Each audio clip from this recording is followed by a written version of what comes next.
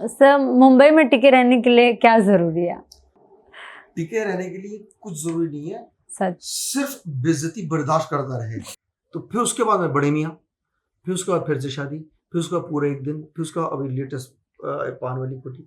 आपका कोई biggest fear है लाइफ में? यार मैं हर नाटक करने से डर जाता हूँ। ना मैं एक्टर हूँ, ना मैं डायरेक्टर हूँ, ना मैं राइटर हूँ।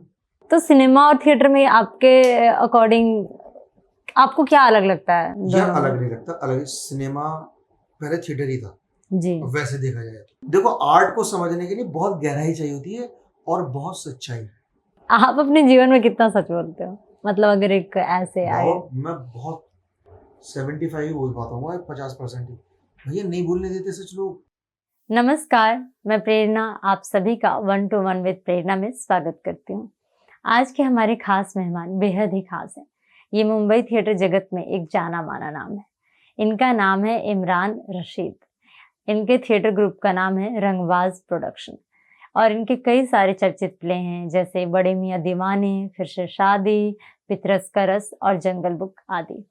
तो चलिए मिलते हैं इमरान रशीद से और जानते हैं उनके इमरान रशीद से रंगबाज बनने तक का सफर।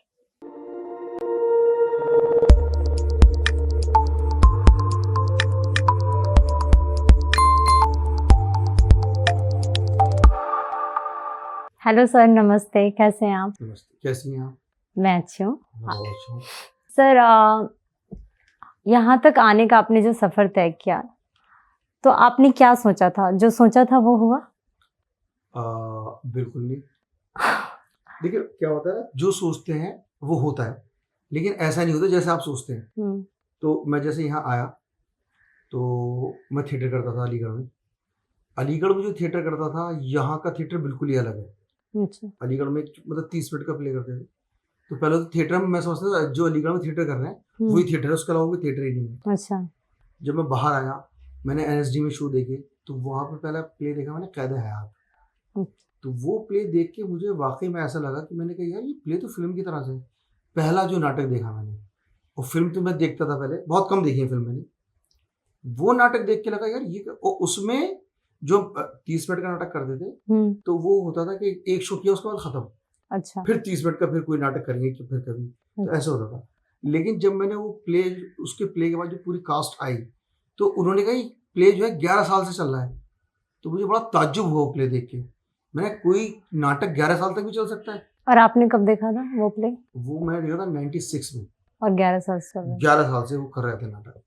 और उसमें सीमा विश्वास थी और आपके व्यास जी हैं वो थे, उसमें नीलमा शर्मा एक एक्टर है वो थी। तो सीमा विश्वास को मैंने पहली बार देखा था वहाँ पे। तो मैंने कहा यार इतने बड़े बड़े एक्टर और ये नाटक करते हैं। मैं तो फिल्म में देखा था उनको।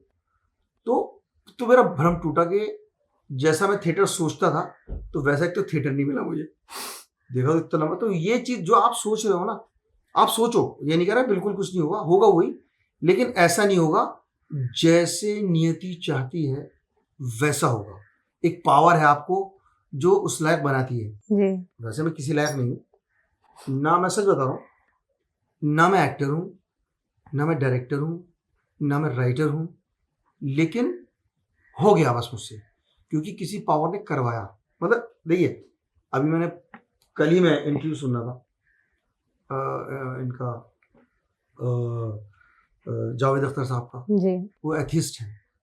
हाँ। तो वो जो बात मैंने बड़े गौर से सुना उनको कि जो मजहब है, वाकई मजहब जो अलग चीज है मजहब जी, समझ रहे हो, और कैसे हमें फंसाया जाता है उसके अंदर, मजहब के अंदर।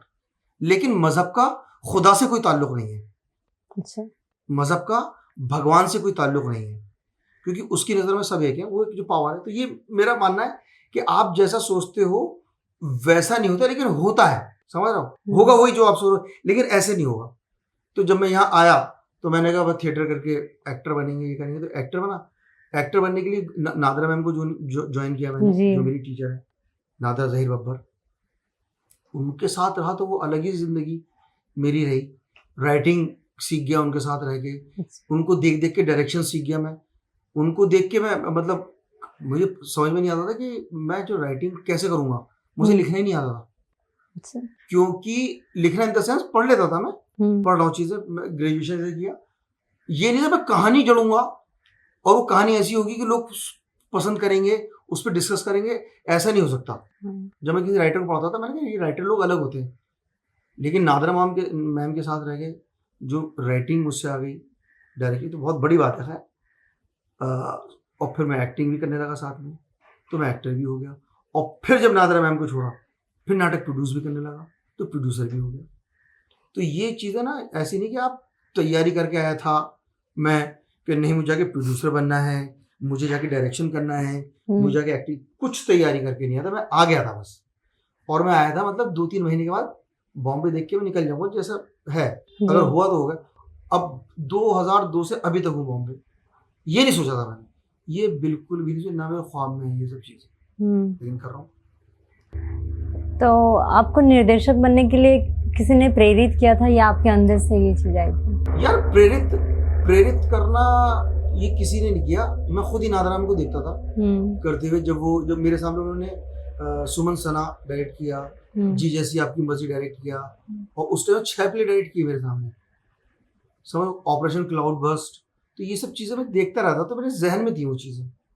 इत्तेफाक से नादरा मैम एक प्ले डायरेक्ट कर रही थी, इतिहास तुम्हें ले गया कन्हैया, तो धर्मवीर भारती की कनुप्रिय एक वो है नज़म, और एक वो है धर्मवीर भारती का जो है महाभारत में जो पूरा प्ले है अंधा युग, तो उसको मर्ज करके उन्होंने एक प्ले बनाया था। तो खैर वो प्ले हम लोग कर रहे थे, तो नादरा मैम ने उस प्ले में एक सीन डायरेक्ट करने के लिए दिया मुझे और शायद सुमित को दिया था, और एक लड़की और थी, और एक पवन को या विपुल को, 4 लोगों को वो सीन डायरेक्ट करने के लिए दिया। तो अब हमने तैयारी शुरू करी उस सीन की, तो हमें कुछ टाइम दिया गया कि वो सीन आप तैयार करो। मैं डायरेक्टर नहीं था, वो लोग डायरेक्टर थे, सुमित वगैरह, सुमित व्यास, पवन उत्तम सर, डायरेक्शन में दखल था इससे। अच्छा, इंटरेस्ट। तो वो अब जब मैंने डायरेक्ट किया, उन्होंने 4 सीन देखे, तो सब पूरे ग्रुप को बिठाया उन्होंने कि क्या है कैसा है सब, तो हर सीन में डिस्कस हुआ। तो नादरा मैम बोली सबसे अच्छा सीन जो है मुझे इमरान का लगा, तो वो सीन उन्होंने उस नाटक में रखा, समझ रहे हो। तो मुझे बिल्कुल ऐसा सीन था, तो मुझे लगा कि शायद यही डायरेक्टर होता होगा जो मेरे अंदर पनप रहा है। तो तब जाके उस डायरेक्शन का एहसास हुआ। एक ओकेजन चौक सर्कल करके एक नाटक है, उसका एक सीन दिया था नादरा मैम ने 3-4 लोगों को, तो एक मैंने किया था उसमें, और उसमें भी उन्होंने कहा कि यार ये सबसे अच्छा है, और उन्होंने ये कहा था कि एनएसडी मेरा सब्जेक्ट था ये प्ले, तो उस टाइम ऐसा डायरेक्ट नहीं हुआ जितना ये सीन इसमें कुछ अलग किया है इसमें कुछ। तो एक क्या ना डायरेक्शन मैं कहता हूँ बहुत अहम चीज है जी, राइटिंग बहुत बड़ी चीज है। एक्टर को मैं इतना बड़ा नहीं, वो टूल है एक्टर, डायरेक्शन में वो टूल्स हैं, क्योंकि जब एक्टर था तो मैं बहुत छोटी चीज मानता था कि डायरेक्टर क्या है यार, राइटिंग क्या है, एक्टर बड़ी चीज है, तो ऐसा मानता था। तो जब डायरेक्टर बना तो एक्टर एक्चुअली यूज करता है डायरेक्टर उसको, कोई टूल है उसका अपनी बात को कहने के लिए, अपनी बात को लोगों तक पहुंचाने, और वो राइटिंग को यूज करता है, वो एक्टर को भी यूज करता है, और राइटर भी होना जी, देखिए राइटर होना बहुत मजेदार चीज है। बहुत लोग राइटर बनना चाहते हैं, बहुत लोग डायरेक्टर बनना चाहते हैं, और बहुत सारे लोग और सब एक्टर बनना चाहते हैं, लेकिन मैं बता दूं डायरेक्टर बनना और राइटर बनना ये खुदा की तरफ से होता है, भगवान की तरफ से होता है, क्योंकि डायरेक्शन में ना टेकिंग का बड़ा महत्व है कि आप सीन को कैसे लेते हो, समझ रहे हैं। बहुत से लोगों का डायरेक्शन आप देखोगे बहुत सतही होता है, बहुत से को देखोगे सादा सीन है लेकिन पता नहीं क्या लग रहा है वो, समझ रहे हो, एकदम सादा सीन डायरेक्ट कर दिया उसने, और आप देखा अपनी यार ये क्या कुछ तो है, वो चीज समझ में नहीं आ रही, वो है खुदा, वो मजा जो डाल रहा है हर कोई डायरेक्ट नहीं कर सकते इस वजह से। जैसे कि आपने 2 बार डायरेक्ट किया एंड बाकी लोगों ने भी किया, तो कुछ तो डिफरेंस रहा होगा, आप ही का क्यों? तो सेम था, हाँ, मैं भी ये नहीं कि वो बहुत ज्यादा खराब है वो लोग, हाँ, उनका भी सही था, हाँ, मेरा कोई सब साथ साथ कर रहे थे ना, लेकिन एक पन होता है, एक बात होती है, तो वो थी उसमें, तो तब मुझे लगा कि शायद मुझे डायरेक्ट करना चाहिए। फिर नादरा में प्ले लिख रही थी, इत्तेफाक से उन्होंने कहा कि इसको कंप्लीट कर सकते हो, उनकी तबीयत खराब हो गई थी नादरा, तो मैंने कर दूंगा, तो रोशनाई का सफर मैंने प्ले लिखा, उसको फिर direct full length play direct किया उसके बाद मैंने, जबकि मैं एक्टर भी था, समझे। तो मुझे डायरेक्शन का इतना जबरदस्त हो गया, फिर टाइम्स में आ गया उसका, तो फिर तो प्रॉपर मुझे लगा कि डायरेक्टर बनना चाहिए। फिर खैर उसके बाद फिर नाटक लिखे, फिर ये किया, लेकिन मुझे पता नहीं था कि बाबा मैं राइटर हूँ या डायरेक्टर हूँ या एक्टर हूँ। लेकिन अब पता पड़ गया जब से। अब पता कैसे पड़ा? क्योंकि मेरा काम ना पब्लिक तक नहीं पहुंचा था। वो अपने आप समझ, जब मेरा प्ले हुआ पृथ्वी पे, समझे, तब लोग अचानक इज्जत देने लगे, डायरेक्टर से डायरेक्ट किया। तो उसकी अलग अहमियत होती है। अगर वो नहीं होता, मेरे दिमाग में होता डायरेक्शन नहीं आता। राइटिंग जब मैंने की, जैसे नमक मिर्च लिखा, पहला प्ले तो मैंने वो लिखा रोशनाई का सफर। फिर दूसरा प्ले लिखा मैंने नमक मिर्च, वो शौकत थानवी 4 कहानी लेके, उसमें एक कहानी मैंने अपनी डाली थी, अच्छा, किंग अलेक्जेंडर। तो चारों कहानी को तो मुझे राइटिंग करना आ गई थी। अच्छा। तो फिर उसके बाद मैं बड़े मियाँ, फिर उसके बाद फिर से शादी, फिर उसका पूरा एक दिन, फिर उसका अभी लेटेस्ट पान वाली कोठी।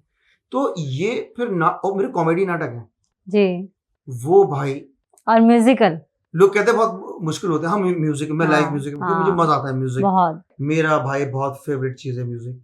मैं सुबह उठ के सिर्फ म्यूजिक सुनता हूँ और पोछा लगाता हूँ, पूरे घर की सफाई करता हूँ म्यूजिक के साथ। और म्यूजिक के साथ साथ मैं सोच रहता हूँ पूरे दिन मुझे क्या करना है। राइटिंग, अगर कोई कॉन्सेप्ट चल रहा है तो लिखने बैठ जाऊंगा उसके बाद जी। तो मेरा रूटीन है, मतलब रोज का मेरा ये। और जब भी घर में रहता हूँ मैं ऐसे ही रहता हूँ, बाहर जाता हूँ तो फिर उनके हिसाब से रहता हूँ।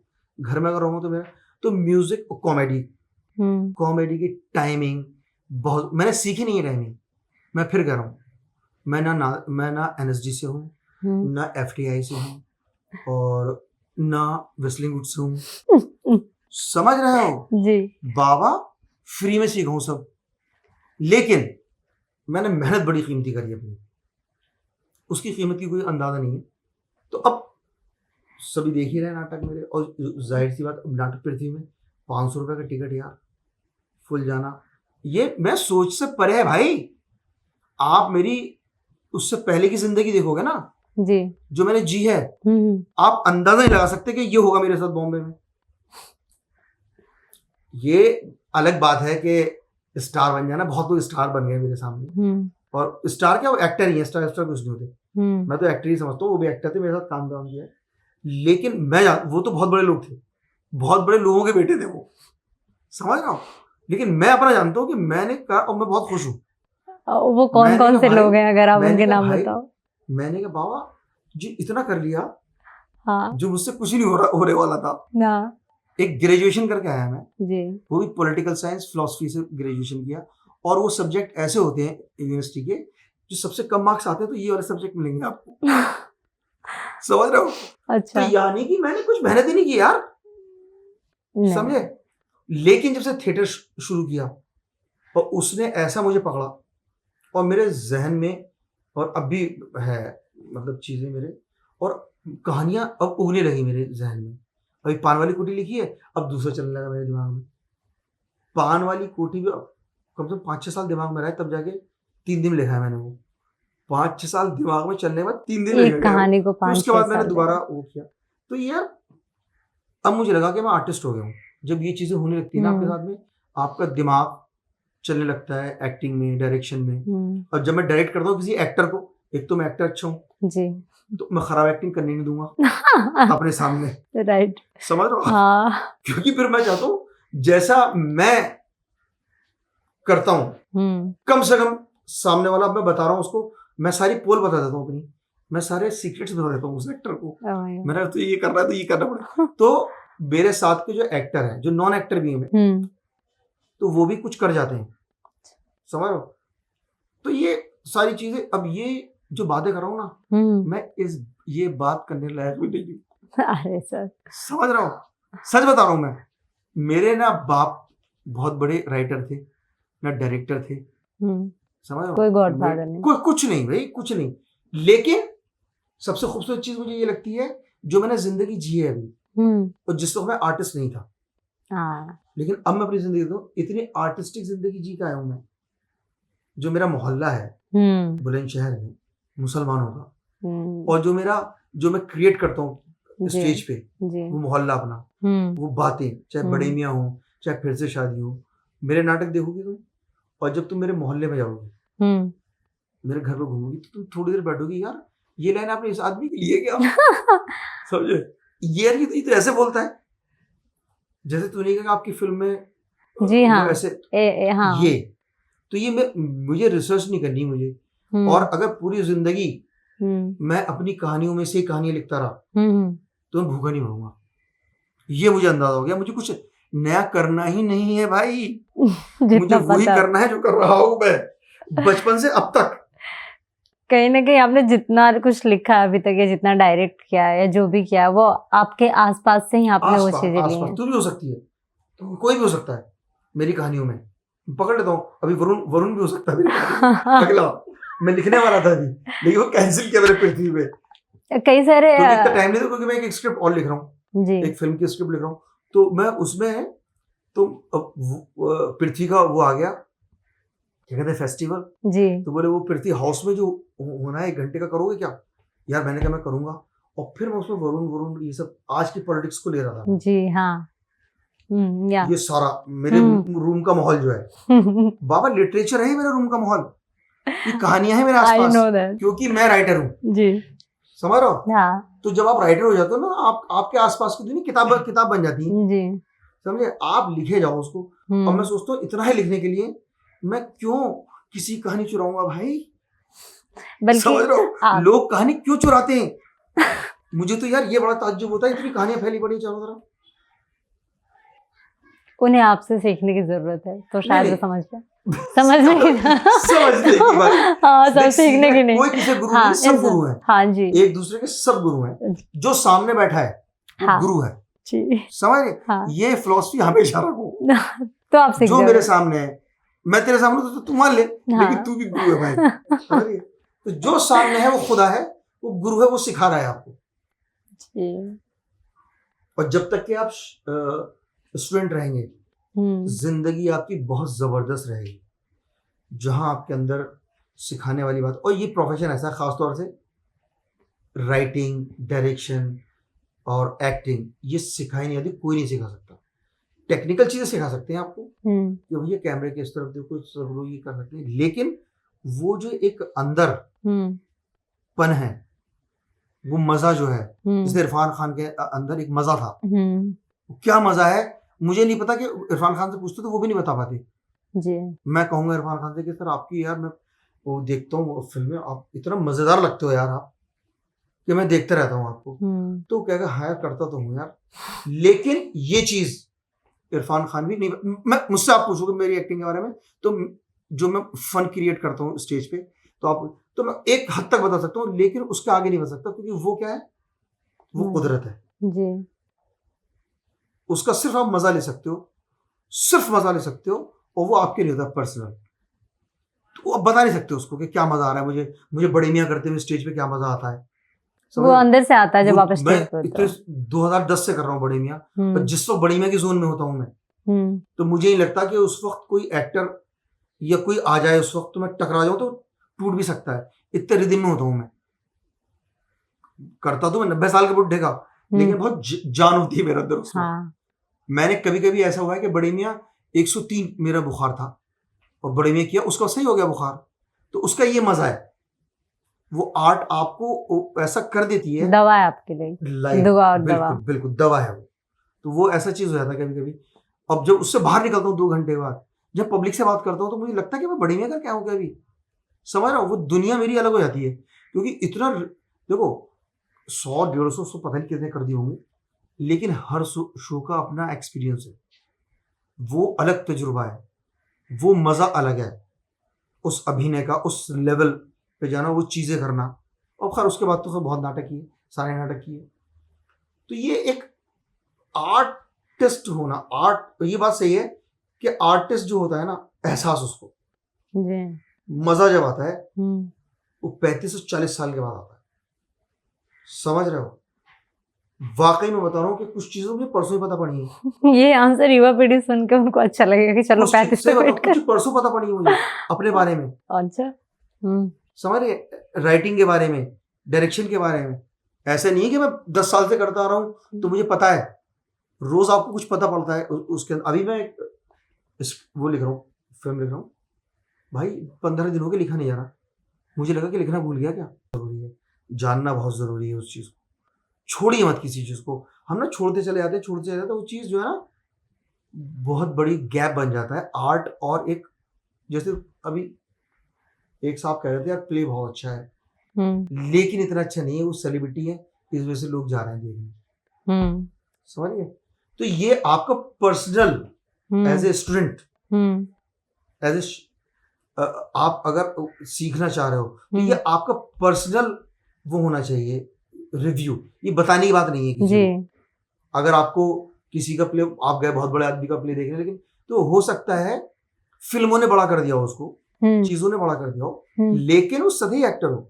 मेरे साथ बहुत एक्टरों ने काम किया है, जो थिएटर में करते थे वही फिल्म में कर रहे हैं जी, समझ रहे हो, वही चीज फिल्म में कर रहे हैं। मैं जानता हूँ क्योंकि उन सबको जानता हूँ, उनकी एक्टिंग को भी जानता हूँ, उनको जानता हूँ, लेकिन फिल्म में बड़ी चीज हो गई वो लोगों के लिए, लेकिन मेरे लिए नहीं है।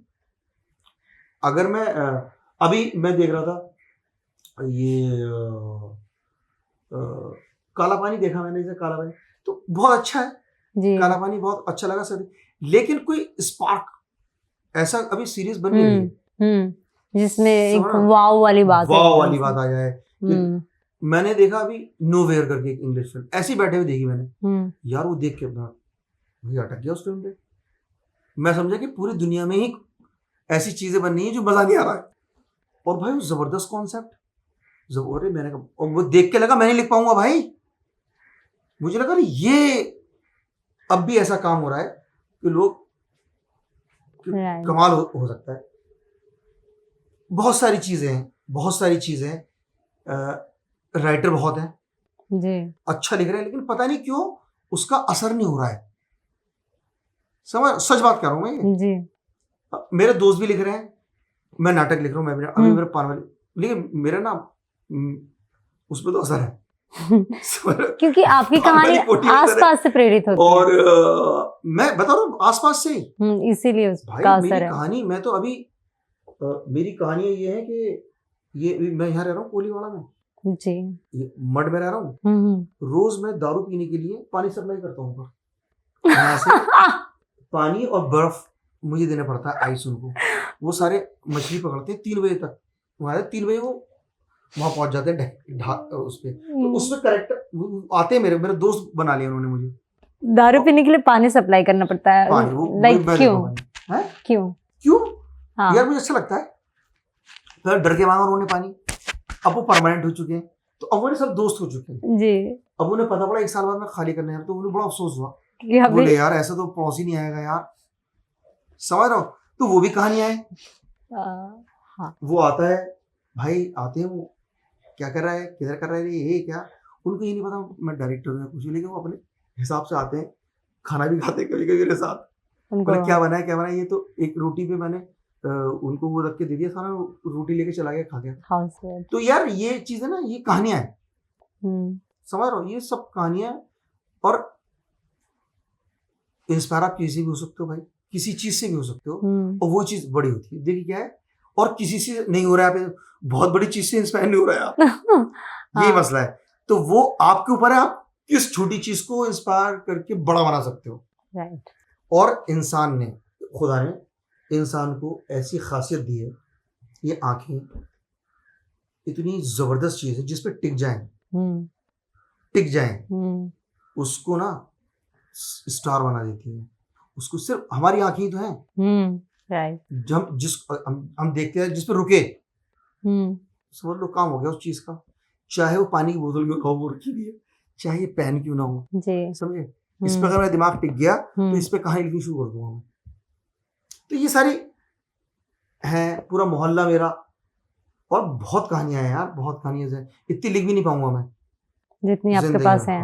मैं सोचता हूँ पूरी जिंदगी में 10 फिल्म भी कर गया, 10 नाटक भी कर गया तो मेरे लिए बहुत हो जाएंगे, क्योंकि भाई मैं लिखता बहुत देर। लेकिन नाटक आपने 10 से ज्यादा किए हैं, मुझे ज्यादा पता, काफी नाटक तो काफी लिखे मैंने, कहा मैंने 6 नाटक लिखे, 6 नाटक भी, उसमें जो ओरिजिनल 3 लिखे हुए प्योर, पूरा एक दिन, फिर से शादी, और ये बड़े मियाँ, नहीं बड़े मियाँ में तो शौकत थानवी का नॉवेल था, उसमें से उनको अडेप्ट करके वो पूरा बनाया है मैंने, पवन ने और फरोह ने, जो मेरे वैसे लिखे हुए प्रॉपर पान वाली कोठी। तो ये है। बट आपके भले ही आपने 6 नाटक लिखे, लेकिन आपने उन्हें परफॉर्म पता नहीं कहाँ, इंडिया, फॉरेन, कितने जगह, आई थिंक मैं ये करूँ पंजाब, यही बता रहा हूँ, मैं नहीं कर सकते इतने नाटक। मुझे लग रहा था मैं अगर नाटक करूंगा तो इतने हिट ही नहीं होंगे, समझ रही है? ये भी बहुत जबरदस्त चीज है जी। हाँ, मेरे साथ लोगों ने नाटक लिखे, हाँ, नहीं हुए हिट, समझ रही है? बहुत जबरदस्त लोगों ने, जी, बड़े लोगों ने समझ रही है? हाँ। वही मैं सोचता हूँ, मुझे बहुत टैलेंट, वो ऐसा नहीं गलत है जी, वो भी लिखेंगे जी, वो भी कर रहे हैं, वो भी काम कर रहे हैं, अच्छा काम कर रहे हैं जी। लेकिन पता नहीं नाटक खुदा ने हिट कर दी।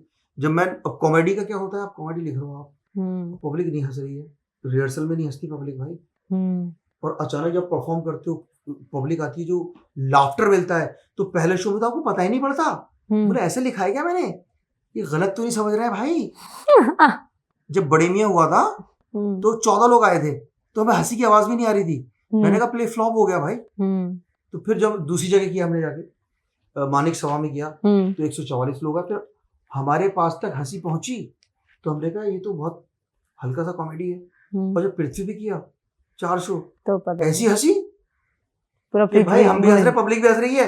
हाँ। और लोग जब बाहर निकले हम लोग परफॉर्म करके, बाबा घंटों तक पब्लिक खड़ी रही है, घंटों तक सिर्फ बात ही चल रही है, ये कितने साल से तैयार करा आपने, कितने साल का हो गया, जबकि 20 दिन में तैयार किया नाटक को, 20 दिन मैंने सिर्फ रिहर्सल करी है उस पे हॉल में, वरना रीडिंग करते रहे, ये करते रहे, कहीं रीडिंग करते रहे, पैसे भी कम थे, पवन जुगाड़ करता रहता था सारी चीजों की, मैं और पवन, मैंने और पवन ने रंगबाज की स्थापना की जी, और वो फिर स्थापना तो मैं रह गया, पवन पे आएगा, अब तो पवन फिर आ गया, तो ये आना जाना, और तू लगा रहा यार, ये बहुत अजीब पूरा कल्चर है यार मेरे इर्द गिर्द थिएटर का। समझ रही है? पूरा कल्चर, पूरी यादें हैं। ओके। पृथ्वी के कोने कोने में, एनसीपी के कौन सा कोना नहीं बैठा मैं, जब बातें नहीं करी थिएटर की, इतना झामा, कितने लोग देखता हूँ मैं अपने इर्द गिर्द, जो एक एक कमरे में सोते थे, आज माशाल्लाह सब बहुत बड़ा बड़ा काम कर रहे हैं, जबरदस्त काम कर रहे हैं, मजा आ रहा है। सर, मुंबई में टिके रहने के लिए क्या जरूरी है? टिके रहने के लिए कुछ जरूरी नहीं है, सच, सिर्फ बेइज्जती बर्दाश्त करता रहे। जो बेइज्जती बर्दाश्त करता रहेगा मुंबई में टिका रहेगा, क्योंकि आई बता रहा हूँ, अब मैंने कितना काम किया, मैं प्ले राइटर भी हूँ, प्ले डायरेक्टर भी हूँ, और प्रोड्यूसर भी हूँ, एक्टर भी हूँ। उसके बाद 15 दिन पहले मैंने एक साहब को फोन किया, उन्होंने बेइज्जती कर दी मेरी। आपकी?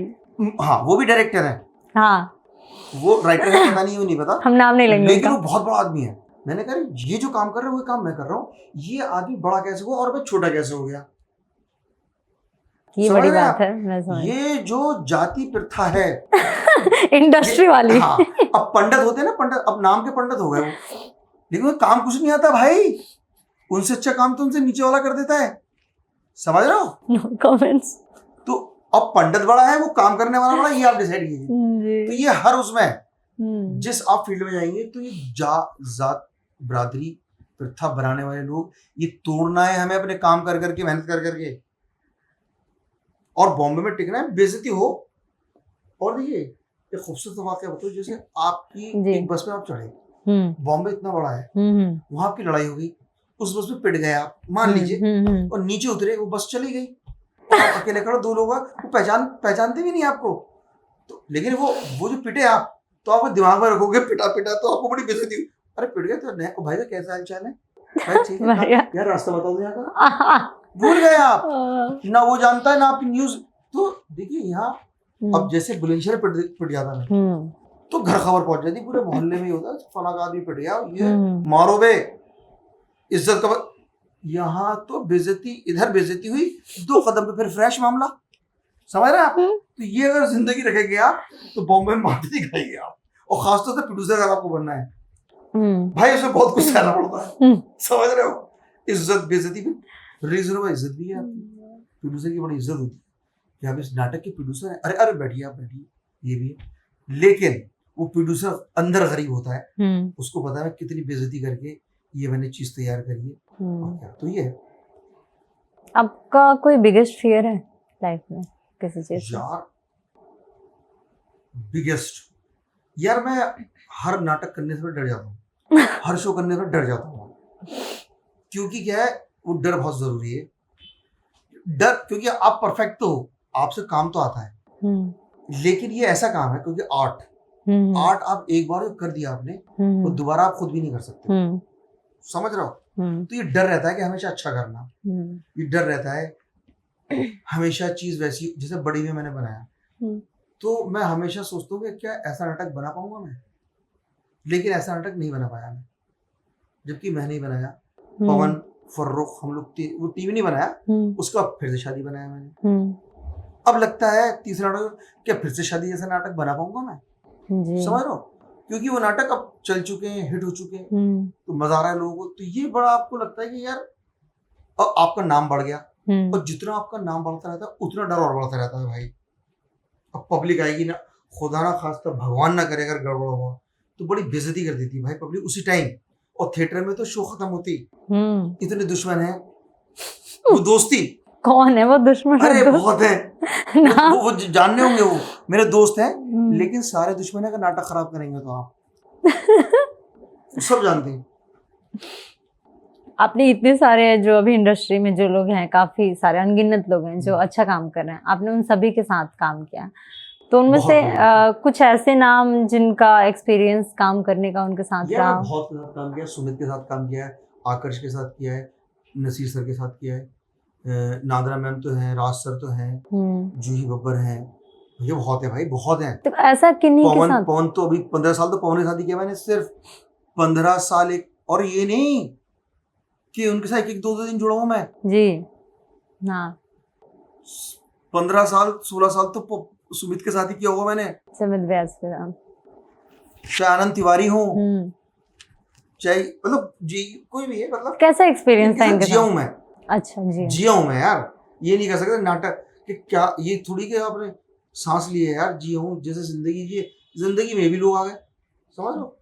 तो उसमें ये कि वो आज माशाल्लाह बहुत अच्छा काम कर रहा है, हाँ। मैं भी अच्छा काम कर रहा हूँ जी बिल्कुल, नाटकों में, हाँ फिल्म भी करूंगा जरूर। आपने ऑलरेडी एक पिक्चर कर रखी है, हाँ जो कि अभी रिलीज, हाँ मतलब यार फिल्मों में इतना मजा, यार नाटक में अलग मजा है भाई। आप थिएटर प्रेमी ज्यादा है, बहुत ज्यादा। तो सिनेमा और थिएटर में आपके अकॉर्डिंग आपको क्या अलग लगता है? यार अलग नहीं लगता, अलग सिनेमा पहले थिएटर ही था जी, वैसे देखा जाए तो हाँ लाइव पुराण पाषाण से अगर हिसाब किताब लगाए तो पहले थिएटर था, फिर थिएटर से सिनेमा निकला, तो ये सब कनेक्टेड चीजें, ये अलग जो लोग कहते हैं उनको नॉलेज नहीं है थिएटर की, जो सिर्फ फिल्म के हैं जो लोग हैं, जो सिर्फ फिल्म के लोग हैं वो कहेंगे थिएटर अलग है, क्योंकि थिएटर करना बहुत मुश्किल है, और जो थिएटर करके छोड़ चुके हैं फिल्म कर रहे हैं वो कहेंगे थिएटर अलग है, क्योंकि थिएटर वो कर नहीं पाए। देख बहुत गहरी बात बताऊंगा इस वक्त जी, हाँ बहुत सारी चीजें समझने के लिए, देखो आर्ट को समझने के लिए बहुत गहराई चाहिए होती है और बहुत सच्चाई। सच बोलो किसी आर्टिस्ट के बारे में तो आर्ट और अच्छी होगी, हाँ। लोग डर जाते हैं, तारीफें करते हैं डर के, सच बोलने से डरते हैं, सच बोलने से डरते हैं, क्योंकि 10 काम उससे अटक रहे हैं जिसकी तारीफ अगर वो अटका देगा काम वो ही बेवकूफ है, तो आप उसको ये दिमाग में नहीं होगा कि ये मेरी अगर कुछ गलतियां बता रहा है तो उसको सुधारूं।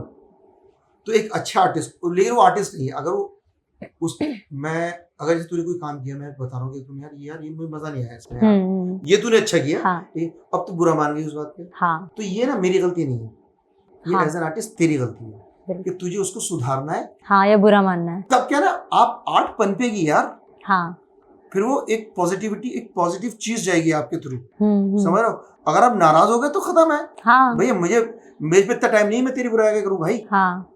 जी, और मैं देखूंगा कि भाई नहीं टाइम मेरे पास यार, और मैं पैसे लेके आता हूँ तो जाहिर सी बात है मेरी बुराई सुननी पड़ेगी, समझ रहे हो, हाँ। क्योंकि आपका 500 का कोई टिकट लेके आ रहा है और आप खराब काम दिखाओगे उसको, क्यों भैया, उसकी मेहनत की कमाई है यार, वो कहेगा आपको गलत कर रहे हो, तो आप ऑडियंस दो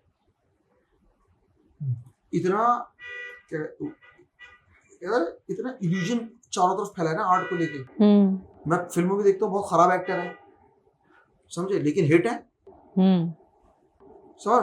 तो वो उनका एक वो चीज हो सकती है वो, लेकिन वो उस आर्ट पे फोकस नहीं कर रहा है, लेकिन वो दूसरी आर्ट पे फोकस कर रहा है। वो मार्केटिंग पे फोकस कर रहे हैं या किसी चीज पे फोकस कर रहे हैं, या तो उनका भी एक वो है, वो भी एक आर्ट है। यानी कि आर्ट सिर्फ एक्टिंग है, आर्ट सिर्फ राइटिंग है, आर्ट सिर्फ सब चीज आर्ट है, तो वो उसको यूज कर रहे हैं, उनको वो चीज आती है। तो ये सारी चीजें हैं, समझना बहुत जरूरी है आर्ट को। और पर्सनल एक्सपीरियंस है आर्ट को समझना यार, किसी को बता नहीं रहा मैं क्या समझा भाई। आप अपने जीवन में कितना सच बोलते हो? मतलब अगर एक ऐसे आए, मैं बहुत 75 ही बोल पाता हूँ, 50% ही। भैया नहीं बोलने देते सच, लोग नाराज हो जाते हैं। मुझे भी कोई मुझसे भी लोग बोलते होंगे हल्का सा झूठ मिला के, तकरीबन सच बोल देते हैं मुझसे। जरा लोग कहते हैं कि आप बुरे हो या अच्छे हो, लेकिन उसमें डर डर के बोल, तो सच बोलना बड़ा मुश्किल है यार, बहुत मुश्किल काम है सच बोलना। अब मुंबई के अंदर खास तौर से मुझे आर्टिस्ट को ना बहुत सच्चा होना चाहिए, क्योंकि आप कितना भी झूठ बोल लो, आर्टिस्ट का काम है परफॉर्म करना। वो जो स्टेज है ना, वो झूठ बोलने नहीं देगा अंदर वो से। जो 70 mm है ना, वो झूठ बोलने नहीं देगा, वो दिखेगा। वो आप कुछ मार्केटिंग कर कर आके एक बार को बन जाओगे, लेकिन जब पब्लिक समझ जाती है ना, तो फिर वो डाउन करना शुरू कर देती है, खत्म, फिर मजा नहीं आता। क्योंकि हर चीज को मजा चाहिए, हर आदमी को मजा चाहिए यार। इंडस्ट्री के अंदर ऐसी कौन सी चीजें हैं जो आप बदलना चाहोगे, as a writer, as a producer, as a director, या एज अ ह्यूमन बीइंग? यार फिर मैं वही बात कर रहा हूँ, इंडस्ट्री के अंदर हमारी जो इंडस्ट्री है, चाहे मैं कहता हूँ कि जैसे आप ईरानी फिल्म करोगे तो अरबी है वहाँ पे जी, आप टर्किश फिल्म करोगे तो टर्की बोलते हैं, आप हॉलीवुड की फिल्म करोगे तो इंग्लिश बोलते हैं। बट हमारा ही ऐसा है कि हम हिंदी इंग्लिश में समझा रहे हैं, जिसकी वजह से इंडस्ट्री बहुत फर्क पड़ रहा है जी, जिस बहुत जरूरी है। ये बात नवाजुद्दीन उन्होंने भी कही इंटरव्यू में, और लेकिन उसको सीरियस लिया जा रहा है, सीरियस नहीं लिया जा रहा है, क्योंकि क्या है, इंग्लिश वो लोग बोलते हैं जो जिनको अपनी कमी छुपानी होती है, जिनको वो लैंग्वेज नहीं आनी होती है, हिंदी और हिंदी का काम है, उर्दू का काम है यहाँ पे जी। और आप पाकिस्तान चले जाओ, वहाँ पे उसी लैंग्वेज में काम होता है, हाँ। उसी उसमें होता है, और बात भी वही लैंग्वेज में। हम लोग इतने इंस्पायर हैं दूसरे लोगों से, इतने मुतासिर हैं कि अपने आप को प्रेजेंट करते हुए शर्म आती है हमें। तो भाई ये बहुत जरूरी है, ये चाहे मतलब अगर मेरी बात माने चाहे ना माने, नवाज भाई की तो बात माने कम से कम। और ये बात काफी लोगों ने कहा है, ये बात मेरे ख्याल सब सारे एक्टरों ने कहा, जो हिंदी के एक्टर आते हैं, हाँ, NSD के खास तौर से। तो जब ये लोग परेशानी उठा रहे हैं, तो इस पे गवर्नमेंट को भी गौर करना चाहिए जी, और यूनियन को भी गौर करना चाहिए, क्योंकि मूवी जब हिंदी में बन रही है तो फिर आप लैंग्वेज स्क्रिप्ट भी इंग्लिश में दी जाती है। ऐसे थोड़ी होता है काम, तो ऐसे तो ये इस काम का नेचर ही ऐसा रहना है। ये अगर इंडस्ट्री हॉलीवुड से 50 साल पीछे है, तो पिछले 50 साल भी 50 साल ही पीछे थी यार, उसके पिछले 50 साल भी वो आगे क्यों है, अभी तक वो क्यों नहीं कर पा रहे हैं? आप डायरेक्टर क्यों हो फिर? इतने बड़े बड़े डायरेक्टरों के नाम है यार। अपनी चीजों को इम्पोर्टेंस देना चाहिए, ना कि बाहर की चीजों को। हाँ, वो बहुत जरूरी है। मैं बता रहा हूँ ना, ये मीडिया, ये फिल्म, ये नाटक, ये लैंग्वेज, उसको प्रमोट करने के लिए टूल्स बने यार। हम अपनी बात लोगों को बताना चाहते हैं, फिल्म बना के दुनिया को बताना चाहते हैं, तो आप बता ही नहीं पा रहे हो। ऑस्कर आप जा ही नहीं पा रहे हो, चले गए इत्तेफाक से ऑस्कर, क्योंकि ऑस्कर हॉलीवुड की फिल्मों को नहीं मिलता, ऑस्कर मिलता है कल्चर को, ऑस्कर मिलता है जी, लैंग्वेज को ऑस्कर मिलता है, एक्टिंग को ऑस्कर मिलता है। बहुत फर्क है ब्रिटिश एक्टर में और हिंदी एक्टर में, एक्सप्रेशन अलग होते हैं, लैंग्वेज, बॉडी लैंग्वेज अलग होती है हिंदी बोलने वालों की। अब यहाँ के एक्टर हैं, अंग्रेज एक्टर है, वो हिंदी बोल रहे हैं, मसलन बहुत सी कैटरीना वगैरह ये सब, तो उनके वो मैच ही नहीं खा रहे हैं, वो एनर्जी क्रिएट ही नहीं कर पा रहे हैं, वो माहौल क्रिएट ही नहीं कर पा रहे हैं। तो बहुत सारी चीजें हैं यार, बहुत सारी चीजें हैं, हाँ। उसको सुधारें, और सुधारना एक सेकंड में हो सकता है, वैसे कर दें बस। क्योंकि ऑस्कर में अभी हमारे एक फ्रेंड की फिल्म गई है, जो कि FTIS हैं, डायरेक्टर और राइटर हैं, चंपारण मटन, हाँ। और वो पूरी कल्चर लेवल पे बेस्ड मूवी गई है ना, हाँ, गई ना सेमीफाइनल में, क्योंकि वो चीज उनको अच्छी लगी, जो उनकी लैंग्वेज है वो उन्होंने वहाँ पे जो वहाँ की लैंग्वेज है बिहार के जो गाँव की, वो यूज करी है उन्होंने। अब देखो वो चीज नहीं लगेगी ना भाई, आप इंग्लिश फिल्मों को हिंदी करके उन्हें देखो, वो देख चुके वो यार, उनको ऐसा क्या लगेगा नया। अरे बोले तो हमारे बर्फी फिल्म थी तो पता पड़ा उसकी कॉपी है, सो मेनी फिल्म, बहुत सारी फिल्म है। तो भाई आप अपना कल्चर दिखाओगे तो ऑस्कर क्यों नहीं आएगा? तो हमें अपना दिखाना जरूरी है, ना कि उनकी कॉपी करना। भैया यही तो बेस है, यही तो थॉट है, यही तो फिलॉसफी है कि हम ये इतना बड़ी चीजें हो रही हैं जो प्रमोट कर रहे हैं लोग, जो लैंग्वेज को गवर्नमेंट पैसे देती है कि इस चीज को प्रमोट कीजिए, लैंग्वेज को, अपने कल्चर को प्रमोट कीजिए। आप न्यूयॉर्क को प्रमोट कर रहे हो यार, आप लंदन को प्रमोट कर रहे हो, इतना ख्वाब आपको बसे में वो लोग जहन से निकल पा रहे हो। आप तो खुद जहनी गुलाम हो यार, आप उन्हें जहन से निकाल ही नहीं पा रहे हो। कई बार तो इतने अच्छे एक्टर, मैं गुलजार साहब को देखा था मैंने, वो यार उर्दू की स्क्रिप्ट यूज करते हैं, उर्दू में लिखते हैं वो आदमी, यार कितना बड़ा आदमी है वो, कितना बड़ी शख्सियत है। जॉनी डेप, मैं उसको ऑस्कर क्यों नहीं मिला, मुझे बड़ी प्रॉब्लम है, समझ रहा। तो ये बहुत बड़े बड़े लोग हैं यार, और वहां का अभिनय लेवल जो है, वहां की आर्ट वो अलग लेवल पे है वो लोग यार, क्योंकि उन्होंने अपने आर्ट को आगे बढ़ाया, ना कि कॉपी किया, काम किया उस पे। वो इतना घुसे हैं, वहां तक पहुंचे हैं उस आर्ट तक। यहाँ तो हम बहुत ऊपर एक्टिंग कर रहे हैं यार। मैं जितने भी मेरे साथ के एक्टर, जो बड़े बड़े एक्टर देख रहा हूँ मैं, जो पैसे भी ले रहे हैं, मतलब करोड़ों, तो एक्टिंग वही है उनकी, उस पर वर्क नहीं कर रहे हैं, वो कर रहे हैं कुछ लोग। अब कुछ लोगों को समझ में आ रहा है, क्योंकि थिएटर कल्चर और थिएटर और इंडस्ट्री को मिलना बहुत सख्त जरूरी है। अच्छे काम, वो कल्चर थिएटर ने जो दिया है, रिहर्सल कराते हैं हम लोग, पहले रिहर्सल नहीं कराते थे फिल्मों में, तो थिएटर ने दिया ना कल्चर। अब वो पूरी वर्कशॉप हो रही है फिल्मों, तो ये बहुत जरूरी चीज है भाई, ये करना चाहिए। सर आप डायरेक्टर भी हो, प्रोड्यूसर हो, एक्टर हो, राइटर हो, एंड काफ़ी सारी चीज़ें आपको आती हैं।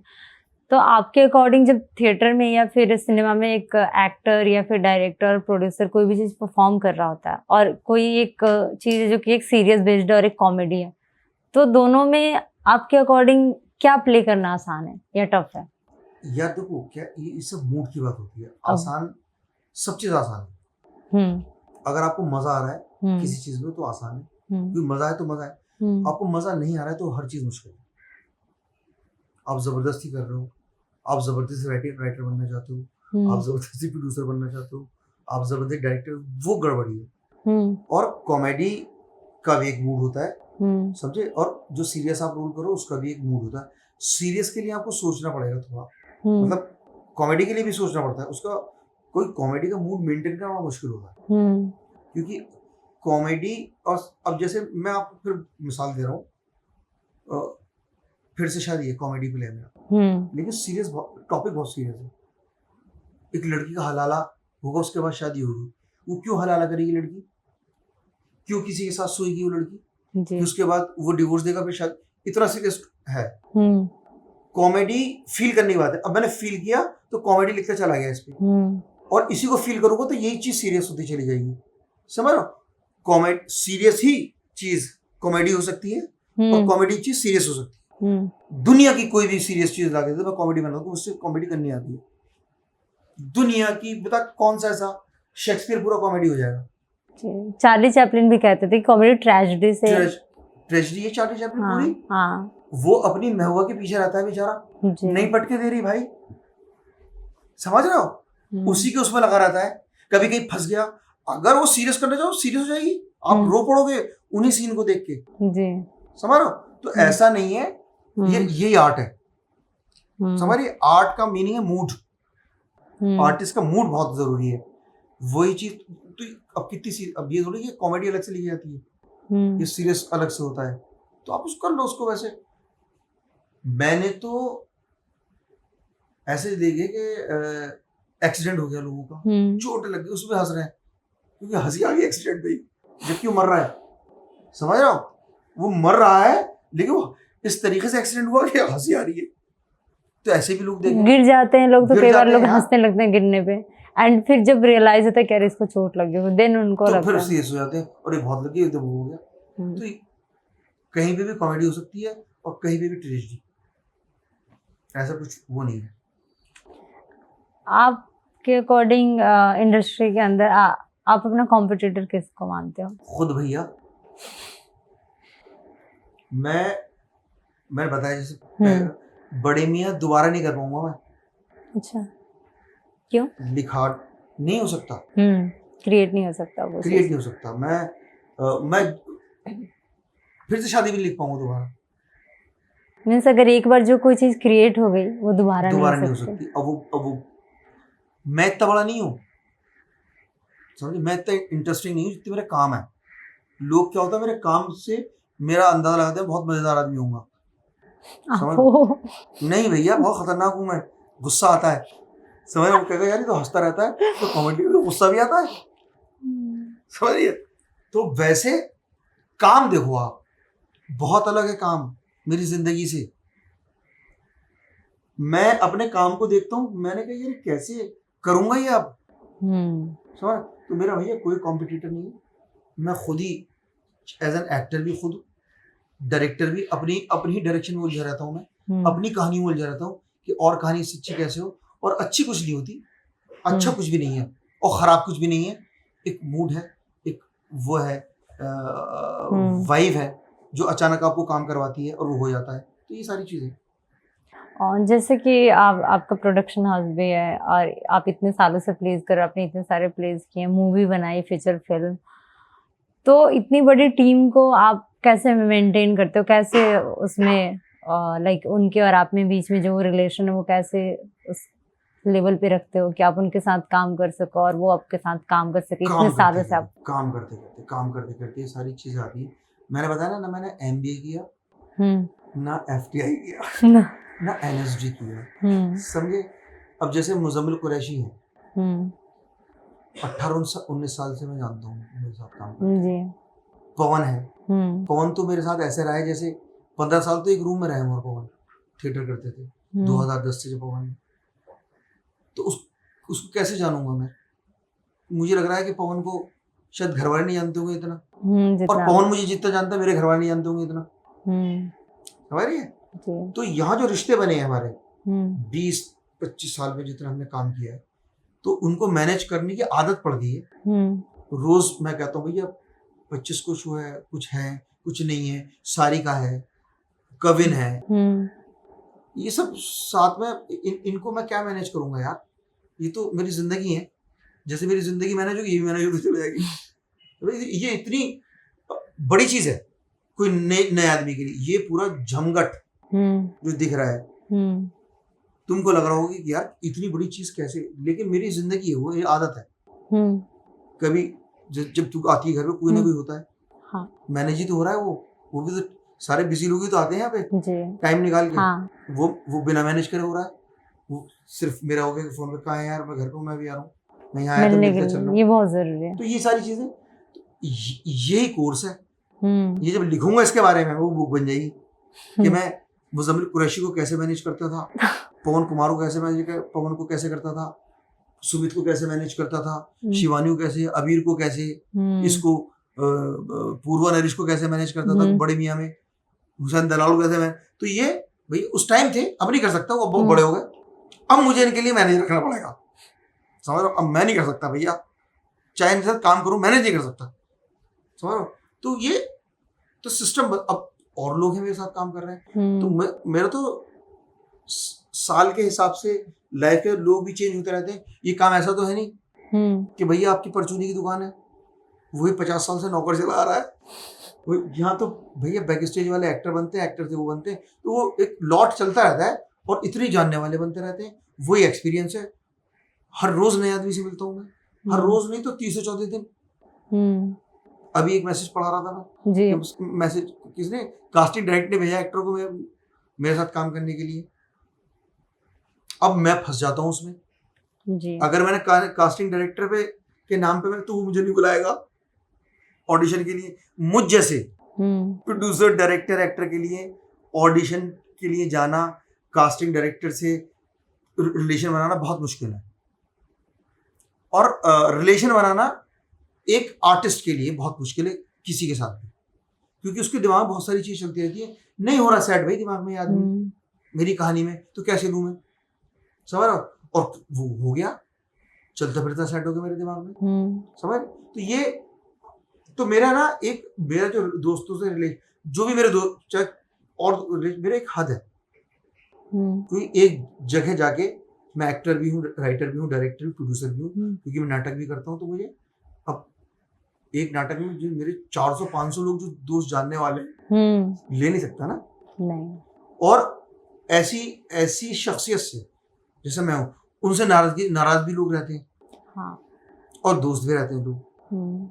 तो ये बड़ा भैया दोस्ती और नाराजगी, फिर दोस्त भी हो जाते हैं। तो ये एक रूटीन है, नाराज होना, दोस्त होना, फिर उसका दोस्त होना जो नाराज है, आज नहीं तो 2 साल बाद दोस्त हो जाएगा वो, फिलहाल नहीं ले पाया नाटक में, भाई मैं तो ये, हाँ। अगली बार किया तो तू आ जा भैया। तो ये ऐसे बहुत सारी चीजें चलती हैं भाई दिमाग में। आपको क्या लगता है कि मैं सुकून से बैठा रहता हूँ? मैं अकेला बैठा हूँ? मैं अगर घर पे बैठा हूँ, लोग फोन घर पे, तो फ्री नहीं हूँ मैं जी। कुछ ना कुछ दिमाग में चलता रहता है, काम ही करता रहता हूँ मैं हर वक्त। और ये नहीं कि मैं थक गया, अब मेरा काम ही यही हो गया है यार। तो ये अपने आप में सिस्टम बनता रहता है, उसमें आप रहते, मैं भी उस सिस्टम में हूँ, वो सिस्टम है सारा। तो आपने बहुत सारी सीरीज में भी काम करा, अभी आपकी अपकमिंग मूवीज और सीरीज आने वाली हैं, और थिएटर में भी आपने बहुत काम किया, जादूगर में भी आप थे। अबे भाई मैंने फिल्म भी डायरेक्ट की है। हाँ, आपने मूवी डायरेक्ट की है, फीचर फिल्म ने, फिर उससे मैं ये सीख गया कि मुझे फिल्म प्रोड्यूस करनी है। किसी और से नहीं करा, जिससे कोई नुकसान नहीं होता। वो फिल्म आए नहीं आए वो है। वो क्या रीजन रहा कि नहीं आ पा रही? रीजन क्या होता है भाई, बहुत से लोग कह रहे हैं कि उन्होंने ऐसी बनवा दी फिल्म दोस्ती में, बहुत से कुछ कह रहे हैं क्योंकि उनके पैसे भी खर्च हुए भैया, 2 करोड़ कह रहे हैं ऐसे खर्च हुए पैसे, 2 CR के करीब खर्च, तो बना के, लेकिन मैं कहता हूँ कि कम हुए। अच्छा, समझ, ये भी एक लड़ाई है। तो ये लड़ाइयाँ हैं प्रोड्यूसर की अपनी। लेकिन इस फिल्म को लेके थोड़ा सा वो हो गया, तो पता नहीं क्यों नहीं रिलीज कर रहे, उनको अपना होगा, मैं पूछता भी तो बताते नहीं है। अच्छा, और बहुत अच्छी फिल्म है, ये लोगों ने बताया, मैं नहीं बता रहा हूँ। तो लोगों ने कहाँ देखा? अच्छा, जो उनके आसपास के लोग, ओके। और वही लोग पूछते हैं मुझसे कि फिल्म में, मैंने कहा भाई ऑफिस में काम करते पवन सर से पूछ लो ना, क्यों नहीं आ रही है फिल्म। मैंने कहा मेरा काम था डायरेक्ट करना, तो ये है। और कर देते डायरेक्ट, मतलब रिलीज कर देते, जो भी है करेंगे करेंगे रिलीज। और उसमें शारिब हाशमी है भाई, उसमें नैन्सी भी है, उसमें दानिश भाई है, शिवा चड्ढा है उसमें। अच्छा, आपने दानिश सर का भी नाम लिया, शारिब हाशमी का लिया, दानिश हुसैन सर के साथ कैसा एक्सपीरियंस रहा आपका काम करने का? आपने उनके साथ प्लेस करे हैं? बहुत मासूम आदमी है। अच्छा, बहुत प्यारे आदमी है। ओके। तो बुरा तो हर कोई होता है समझे, लेकिन वो बहुत मासूम आदमी है। उनके साथ मैं बहुत काम किया है, उनके साथ फिर से शादी में थे, फिल्म में भी है वो, मेरे नाटक में भी है, जिसका मैंने नाटक किया है। और अभी 3-4 दिन पहले ही बात हुई उनसे, बहुत लंबी बात हुई मेरी कि तुम क्यों नहीं करते हो काम, और तुम क्यों इतनी लापरवाही करते हो, ये समझा कि क्या आप ऑडिशन ही नहीं देना चाहते हैं? यार ऑडिशन, यार मैं सोच रहा हूँ मैं ही बना दूँ अपनी फिल्म। हाँ। मुझे लग रहा है मैं खुद लॉन्च हूँ नाटक में, हाँ, खुद लॉन्च होना चाहिए, अब आप उस लेवल पे हो। ये है, तो ऑडिशन भी दे देता हूँ मैं, ऐसा नहीं है, मैं देता हूँ, देना चाहता हूँ,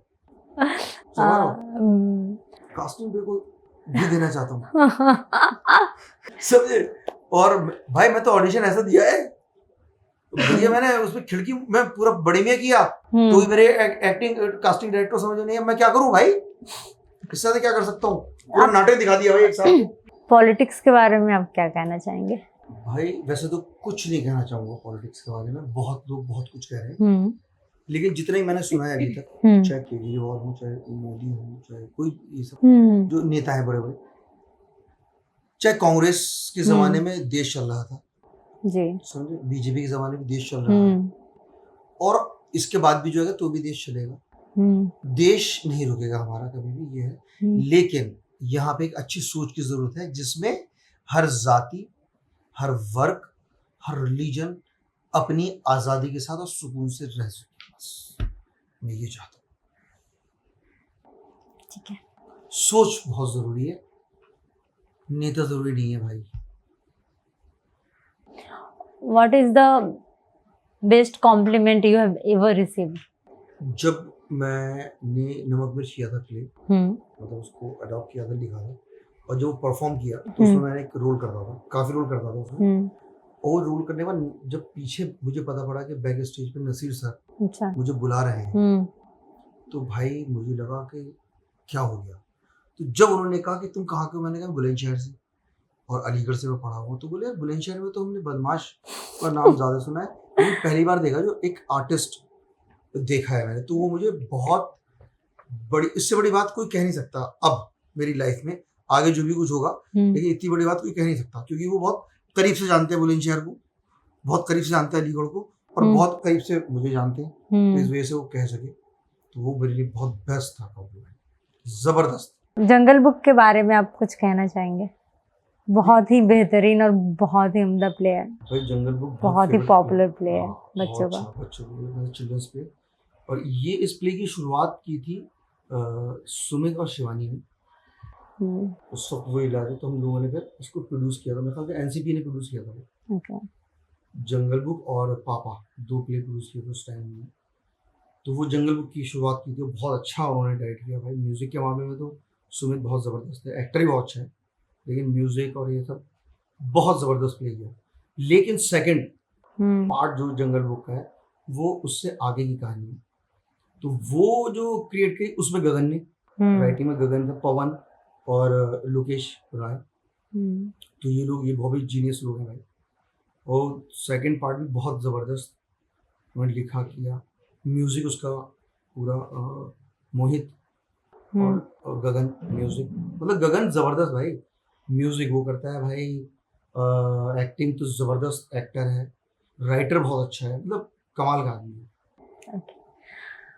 और सर हमारे जो इंटरव्यू है जिसमें it's like 1-to-1 question answer होते हैं, इसमें जितने भी क्वेश्चन होंगे अगर आप उसका आंसर नहीं देना चाहो तो आप स्किप कर सकते हो, एंड इसके आंसर तैयार होना पड़ेगा, ऐसे बैठना पड़ेगा रैपिड फायर। हाँ, इतना थोड़ा इतना ये ऐसे करके थोड़ा स्लो रैपिड फायर करेंगे, कोई नहीं। तो अगर आप इसका आंसर आप 1 वर्ड 1 लाइन में दे सकते हो, एंड यस और नो में भी दे सकते हो। तो स्टार्ट करें? स्टार्ट करते हैं। फर्स्ट क्वेश्चन, आपको लिखने के लिए कैसा माहौल चाहिए होता है? सुकून। 1 वर्ड अबाउट मुंबई। मेरी जान। आपका फेवरेट कोट क्या है? फेवरेट कोट, फेवरेट यार लाइन तो मेरी बहुत सारी फेवरेट, कुछ भी चीज़ पसंद आ जाता है मुझे। ना था कुछ तो खुदा था, कुछ ना होता तो खुदा होता, डुबोया मुझको होने ने, ना होता मैं तो क्या होता। ये मेरा फेवरेट है, बहुत ज़बरदस्त है। वाह क्या बात है। आपके फेवरेट सिंगर जिनको आप हमेशा सुनते हो? यार वैसे तो मोहम्मद रफ़ी तो कॉमन है, लेकिन अभी अरिजीत सिंह को बहुत ज़्यादा सुन रहा हूँ। और मैंने आपको हमेशा सुनते हुए सुना है, एक है जी हाँ, कव्वाली आदमी है। मैं देखो सब वैसे फैन जो हूँ मैं अजीज मियाँ का हूँ, नुसरत साहब के बहुत फैन है, लेकिन मैं अजीज मियाँ की जो अंदाज़े बयां है कव्वाली में, वो मुझे बहुत बेहद पसंद है। आदमी है बेनज़ीर, आदमी है बेनज़ीर, मैं रिकमेंड करना चाहूंगी सर के बिहाफ पे कि जरूर सुने सारे लोग। मैं खुद सुनती हूँ मुझे सर के आके ही पता चला। एंड आपकी हॉबीज क्या है? पास टाइम में आप क्या करना पसंद करते हो? यार हॉबीज तो मेरी देखो थिएटर करना थी, जो प्रोफेशन बन चुका है। जब मैं पढ़ता था उसको हॉबीज थी। Most embarrassing moment? यार मैं नहीं बता रहा। बहुत है, होता रहता हूँ मैं। अभी परसों एक डायरेक्टर डांट लगा दी तो embarrass. Who is the one person that you admire the most? Daddy, मेरे अब्बा, जो मेरे हमेशा जहन में रहते हैं। ओके, कोई ऐसी चीज जो कि आप हमेशा याद रखते हो? मैं हमेशा अपना घर याद रखता हूँ, वो माहौल याद रखता हूँ, उसी में रहना चाहता हूँ, मुझे बहुत पसंद है। उससे हटता हूँ तो बड़ी तकलीफ हो जाती है मुझे। अगर मैं कुछ बड़ा बनना चाहूँ कि नहीं मैं ऐसे बनूँ तो तकलीफ होती है। मैं जिस माहौल में हूँ उसी माहौल में रहना चाहता हूँ, और ज़्यादा सादा। अगर आप कोई एक चीज़ जो बदलना चाहें अपने बारे में? अपने बारे में? हाँ, अपनी खुद में। यार मैं चाहता हूँ सबके नाम याद हो जाए मुझे, जितने लोगों से मिलता हूँ। वो कैसे? मैं इंटेलिजेंट बनना चाहता हूँ, बेवकूफ़ जो बदलना चाहता हूँ, मैं इंटेलिजेंट होना चाहता हूँ, समझदार बनना चाहता हूँ।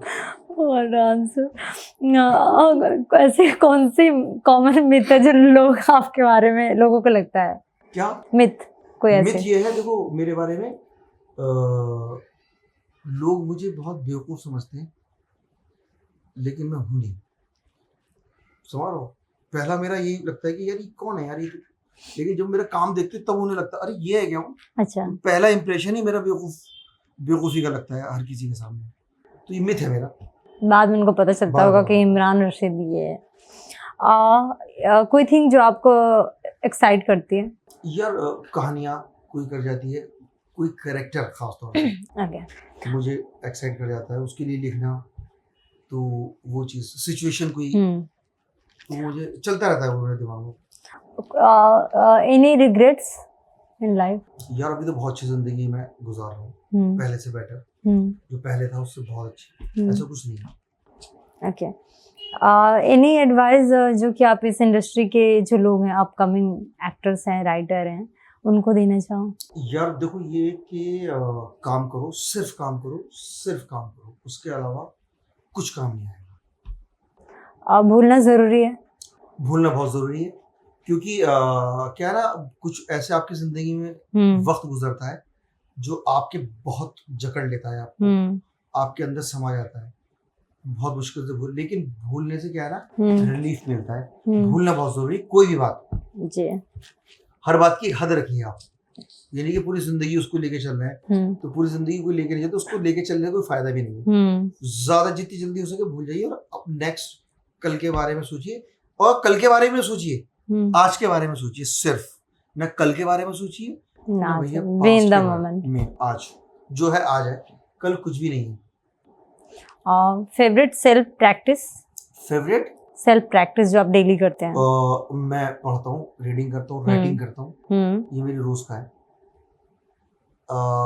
गाने सुनता हूँ, अच्छे कुछ मिल जाते हैं, गजलें या कुछ तो सुनता हूँ।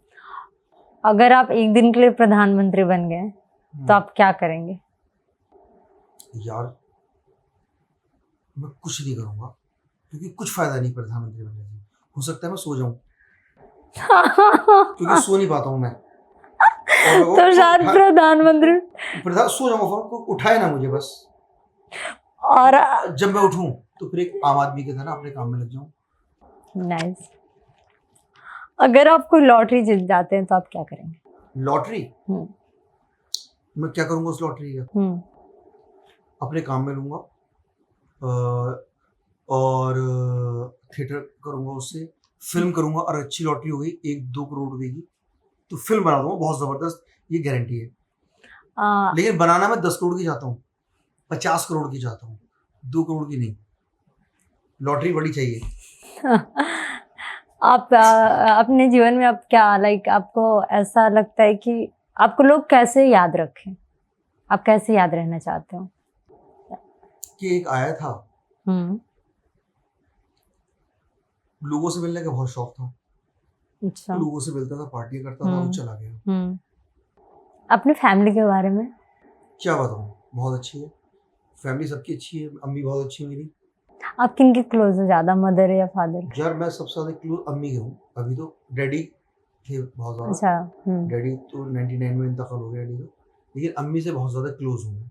बचपन से उनसे बात करो बहुत ज्यादा, इतना क्लोज हूँ कि बचपन से मुझे छेड़ते थे लोग कि शादी करो से, तो मैं नाराज हो जाता था। मैं शादी इस वजह से नहीं करता था, मुझे पता नहीं क्यों लगता था अम्मी ने छूट जाए, इस वजह से शादी नहीं करता था, और शादी का कोई ख्याल भी नहीं था।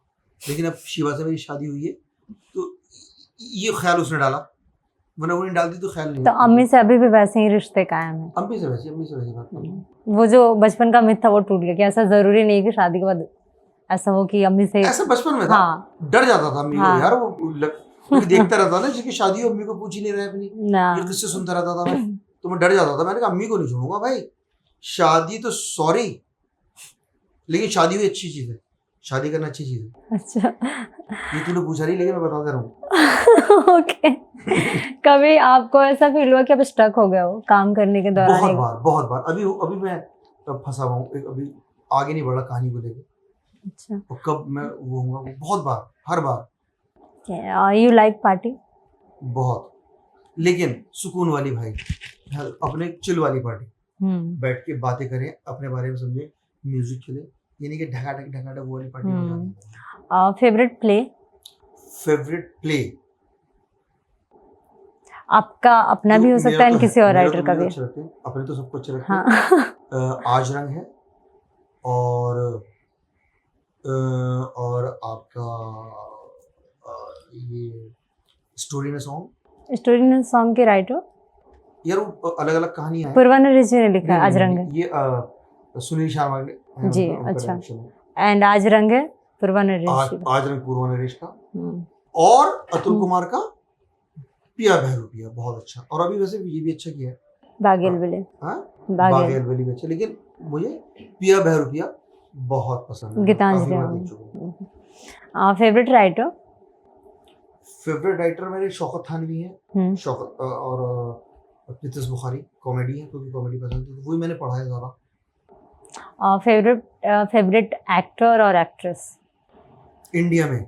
कहीं भी, इंडिया के भी, बाहर के। देखो इंडिया में तो अब जो इरफान खान, मैं किसी एक्टर के लिए नहीं रोया, और न रोना आता है मुझे।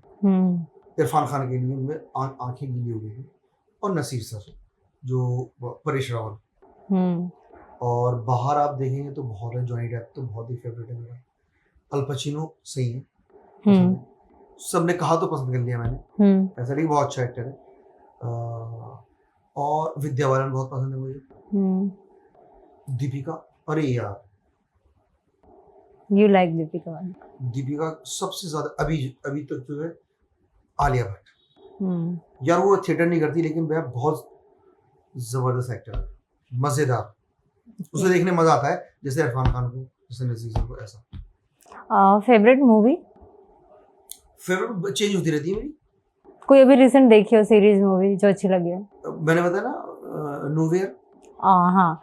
And favourite web series? यार बंदा, एक ही बंदा काफी है, मनोज वाजपेयी अभी जो लगी हुई। Favourite singer? Arijit Singh. Village और सिटी? विलेज या सिटी? यार गांव तो सबका मुझे अपना पसंद है, बुलंदशहर। सिटी मुंबई। सही बता रहा हूँ, वो मेरे शहर से भी अच्छा है मुंबई। कोई ऐसी 3 किताबें जो आप रिकमेंड करना चाहें? रिकमेंड मैं तो मंटो है, तो आप पढ़ो, मंटो बहुत जरूरी है पढ़ना। और इस वक्त चुगताई पढ़ रहा हूँ अभी मैं, अभी खत्म करी मैंने 2 वो बहुत, क्योंकि यार ये वो मेरे माहौल की बात करते हो, मेरी बात करते हो, ऐसा लगता है, इस वजह से मुझे पसंद है। ओके। और विनोद कुमार शुक्ल पढ़ सकते हैं, बहुत जबरदस्त राइटर है। मुंशी प्रेमचंद बहुत जबरदस्त है, देखो वो बहुत ही सुकून वाला राइटर है मुंशी प्रेमचंद, उनको पढ़ा भी, किया भी हमने, किया भी बहुत। ड्रामा और सिनेमा? यार अभी तो मैं बहुत मोहब्बत करता हूँ ड्रामे से, नाटक से, अपने जो नाटक करो तो बहुत अच्छा लगता है। फिल्म में कुछ मेरा ऐसा इतना अच्छा हुआ नहीं जो मुझे फिल्म अच्छी लगे, अच्छी लगती है, क्योंकि अब मैं धोखा कह दूं क्या, फिल्म मैंने तो रिलीज नहीं हुई, काम किया तो ये सारी चीजें हैं, तो फिल्म लगेगी अच्छी। जितना मैं नाटक किया है उतनी जिस दिन फिल्म में कर दूंगा तो शायद फिल्में भी अच्छी लगने लगेगी, लेकिन मुझे फिल्में अच्छी लगती हैं जो अच्छी हो, तो यार देखता हूँ तो ऐसी फिल्में करने को दिल चाहता है मेरा।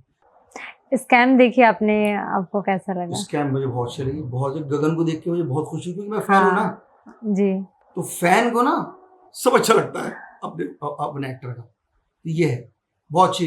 एक ऐसा फैन जिसने उनके साथ में रहे, साथ में काम किया, उनको पर्दे पे देखना इतने बड़े। गगन को देखने बहुत मजा आता है।